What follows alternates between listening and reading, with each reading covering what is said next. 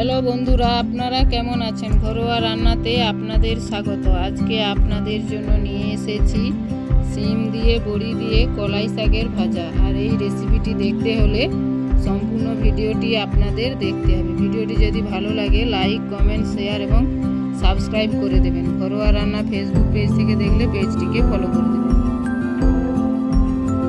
দেখুন বন্ধুরা, এই মজাদার শাক ভাজা রেসিপিটি কিভাবে আমি বানাই। এর জন্য নিয়েছি কলাই শাক বা খেসারি শাক, নিয়েছি শিম,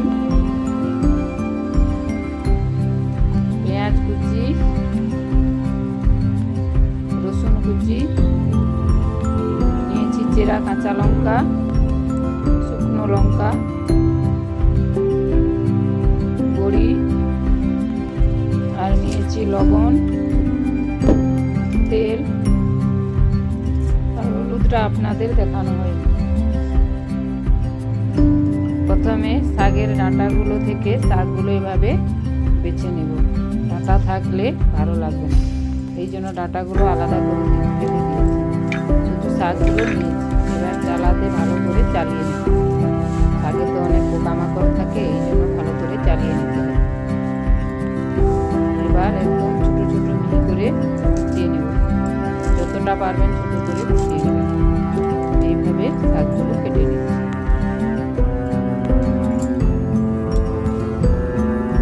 দেখুন বন্ধুরা, সব শাকগুলো কেটে নিয়েছি। এবার শিমটা কেটে নিচ্ছি। শিমের দুপাশে আঁশটা ছাড়িয়ে সরু সরু করে এভাবে কেটে নিচ্ছি।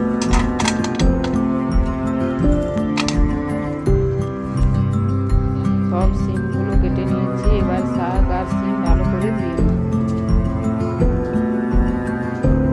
এবার কড়াইতে দিয়ে দিচ্ছি তেল। তেলটা গরম হয়ে গেছে, আগে বড়িগুলো ভেজে নেব।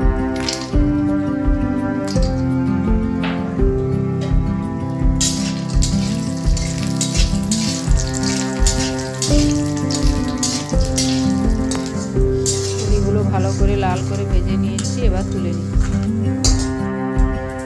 এবার দুটো শুকনো লঙ্কা ভেজে নিচ্ছি।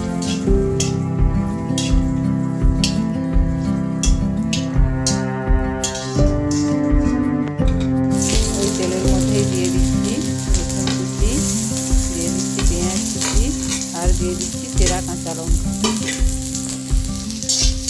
এগুলো একটু ভাজা ভাজা করে নিচ্ছি।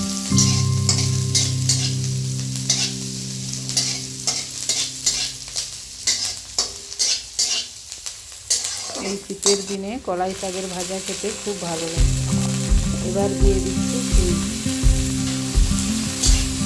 শিমটা দিয়ে 1-2 মিনিট ভালো করে 2 মিনিট ভাজার পর এবার দিয়ে দিচ্ছি শাক।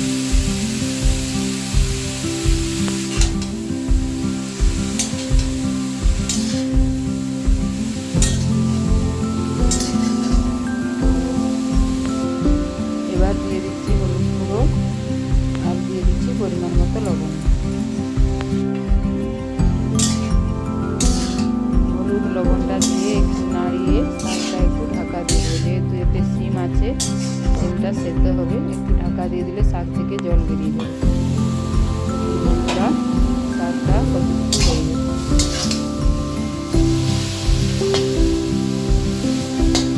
এই শাক ভাজতে বেশি সময় লাগে না, আর 2-3 মিনিট ভাজলেই হয়ে যাবে।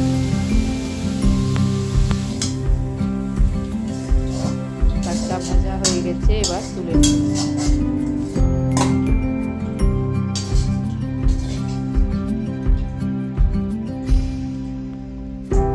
শাকটা তুলে নিয়েছি। এবার দিয়ে দিচ্ছি ভেজে রাখা বড়িগুলোকে গুঁড়ো করে নিয়েছি। বড়ি। এবার দিয়ে দিচ্ছি গুঁড়ো করা শুকনো লঙ্কা, আর দিয়ে দেবো তেল।